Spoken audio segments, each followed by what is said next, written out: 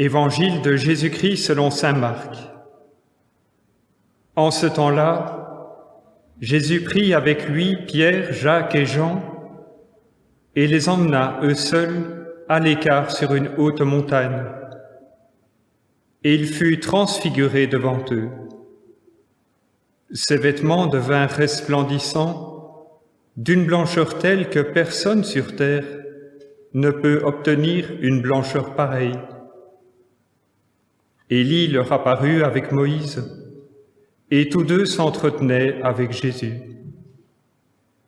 Pierre alors prend la parole et dit à Jésus, « Rabbi, il est bon que nous soyons ici.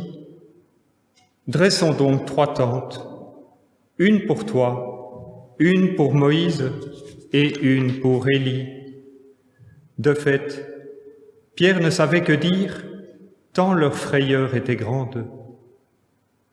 Survint une nuée qui les couvrit de son ombre, et de la nuée, une voix se fit entendre, « Celui-ci est mon Fils bien-aimé, écoutez-le. » Soudain, regardant tout autour, ils ne virent plus que Jésus seul avec eux. Ils descendirent de la montagne, et Jésus leur ordonna de ne raconter à personne ce qu'ils avaient vu, avant que le Fils de l'homme soit ressuscité d'entre les morts. Et ils restèrent fermement attachés à cette parole, tout en se demandant entre eux ce que voulait dire « ressuscité d'entre les morts ». Acclamons la parole de Dieu.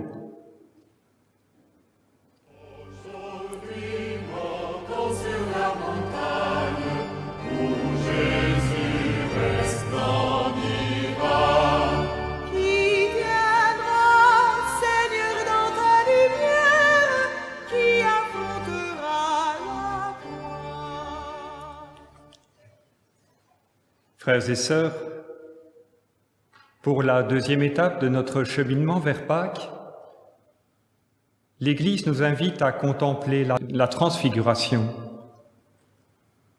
Cet événement est important pour Jésus et pour ses disciples. Cet événement est également important pour nous. La parole entendue venant du ciel, celui-ci est mon Fils bien-aimé, écoutez-le. Cette parole nous renvoie au baptême.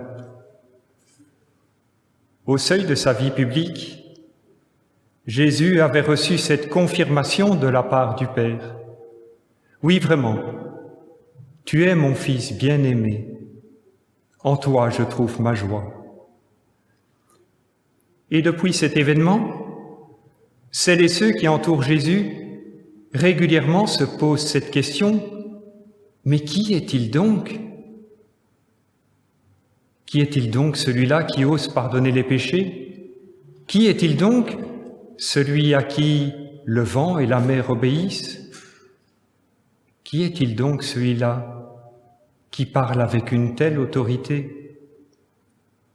Et juste avant la transfiguration, qui est-il donc? Celui-là qui nous dit qu'il doit passer par la mort.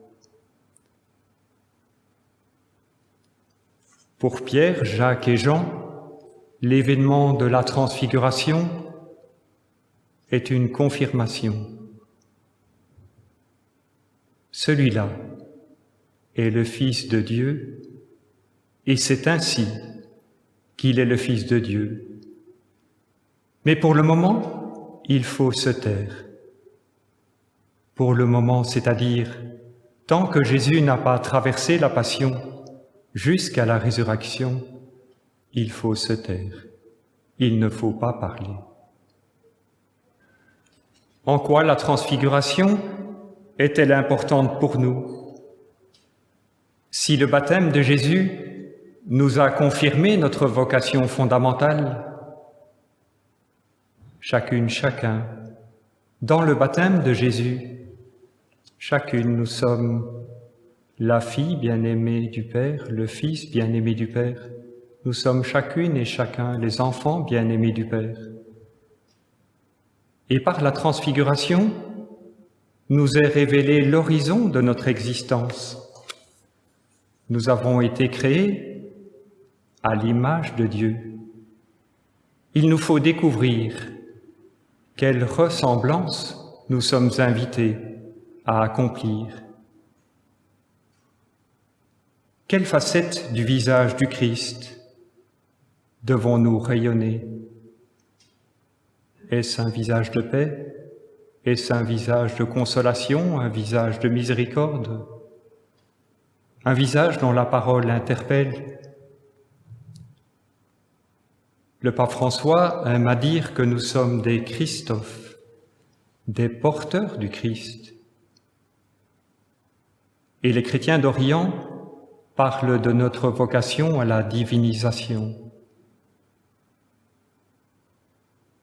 Effectivement, durant ce temps qui nous sépare de Pâques, durant ce temps qui nous prépare à Pâques, nous sommes invités à progresser sur ce chemin de la ressemblance et du rayonnement de quelque chose du visage du Christ pour notre monde, pour nos contemporains, pour notre prochain. Amen.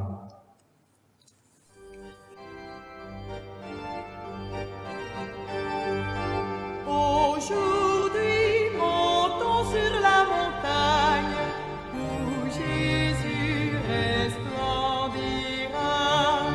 Aujourd'hui, montons sur la montagne où Jésus resplendira.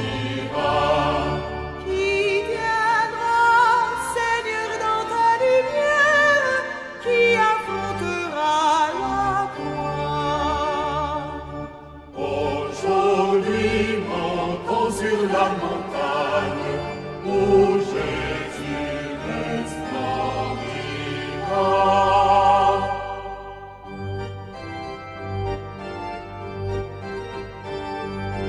Aujourd'hui, restons dans la lumière, Jésus-Christ nous gardera. Aujourd'hui, restons dans la lumière, Jésus-Christ nous gardera. Guéris-nous, Seigneur, par tes blessures, crée en nous un cœur nouveau. Aujourd'hui, restons dans la lumière, Jésus-Christ nous gardera.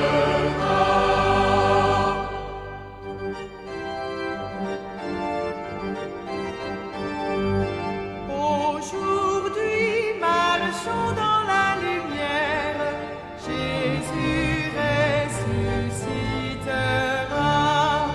Aujourd'hui, marchons dans la lumière, Jésus ressuscitera. Ouvre-nous les portes de la vie, ouvre-nous les temps nouveaux. Aujourd'hui, marchons dans la lumière.